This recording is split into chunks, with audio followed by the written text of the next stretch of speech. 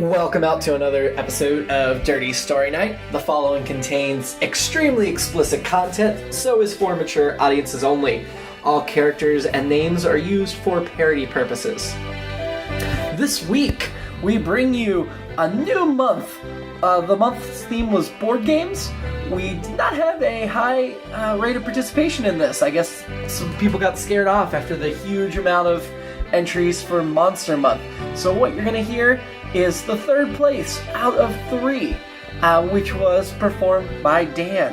So he completely improvised this in order to give us the third entry, and we really appreciate him jumping in and taking that risk. Dirty Story Night is brought to you by IABDpresents.com. That's the It's All Been Done Presents Network, an entertainment network based in Columbus, Ohio, which has podcast, written work, video, and more. This week, I'd like to highlight It's All Been Written, which is a short story contest. The complete rules are at IABDpresents.com, but essentially what it is you're going to write a short story between 1,000 and 13,000 words and submit it to us. The winning script will be produced as an audio production, and many of the other winners will be published on our website as part of this series. So it's pretty cool. Jump over, check out It's All Been Written, and please get your entries in before the deadline of February 28th.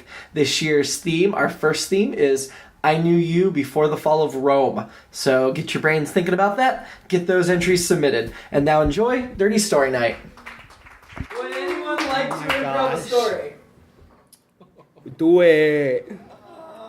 Do it. Suffocated. Oh my Okay, god. Suffocated. Yeah, you want to? Suffocated. Suffocated. Okay, yeah, go for it. And go. No, we might actually have to vote. I was just going to give you the dice. Rachel was the most popular girl in school. Tall, blonde, blue eyes. She was the absolute master race. She had all the fun with the boys, having started putting out by the age of 14. Everyone with a cock knew her name.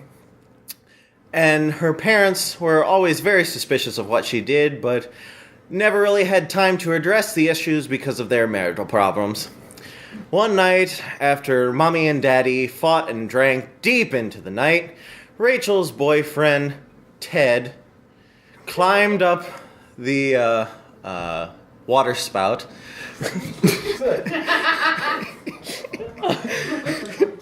Yeah.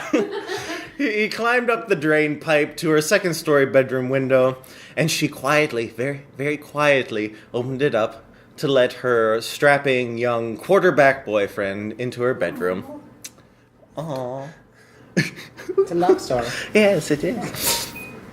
They had never gone all the way before, but they had always talked about it, and fueled by the God damn it, I'm drunk.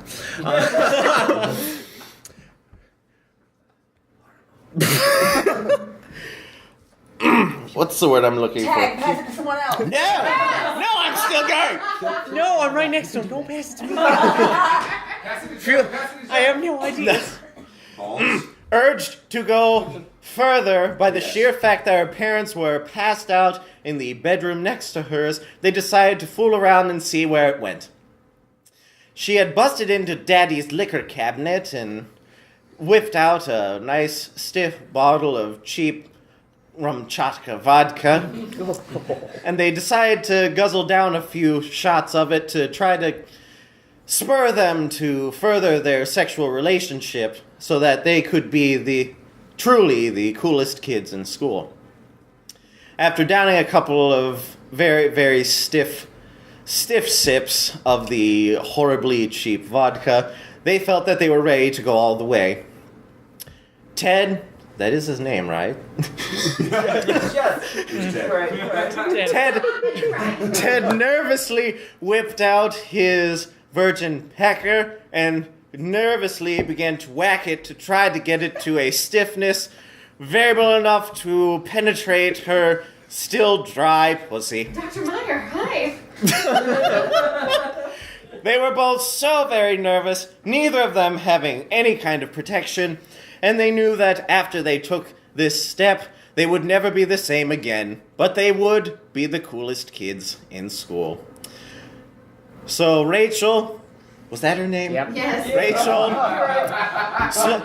nervously pulled down her drawers and said with a quiver in her voice, "Go on, Ted. Stick it in me. I'm ready." And Ted, trying to sound tough, "Oh yeah, baby. Yeah. You're so hot, babe." He nervously slickened his dick with his own spit and and pressed it against her virgin slit. You said that everyone with a dick humor. Well, they knew of her because they wanted her. I said she put out. I never said she went all the way. She just sucked a lot of cock. Oh. She gave hand jobs in the men's bathroom. She gave hand jobs in the men's bathroom. What The did hoes in my school were all like, no. Oh. You were saying. Yes. Excited with primal joy and lust, Ted began to press harder to press his cock inside her. She gave much resistance because she had never been penetrated in that hole before. Oh my god. Saved it. Yeah! See? It works. Crushed it. And as his cock inched slowly but surely inside her, both of their reproductive organs dry with nervousness, she gave a slight moan of discomfort, but she knew that she wanted to please her man so that he would never tell the boys that she tried to tell him no. What? Okay, keep going. I'm making this up as I go, and I'm just trying to make it awful, so bear with me. I thought this was the board game theme, you guys. Wait for it.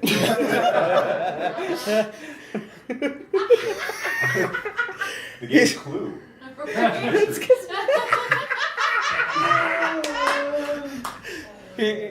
He kept pressing in slowly, and in his excitement, he rammed it in as hard as he could, not knowing that that's not exactly the best thing to do, and busted her hymen with such a vigor that she let out a shrill scream of agony. Not pleasure, agony.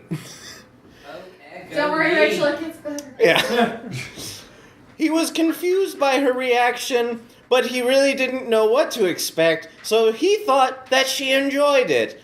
So he started thrusting harder and faster. She started to scream more and more, and he was still utterly confused. Her screams woke Daddy, who was still drunk and still quite violent. And he then busted into their bedroom and still drunk and not knowing exactly what was going on, seeing his daughter being violated by some shadowy figure, took whatever heaviest object was nearest to him, her desk side lamp, for example, and proceeded to bludgeon Ted to death with it. After that night, Rachel decided that when it was time to test out her new boyfriend, it was obviously best that she don't wake Daddy. I tried! Anybody else want to give it a shot? I think the lamp should be the goat trophy. Oh my god. Yeah, Okay. I'm going to pass out some spick.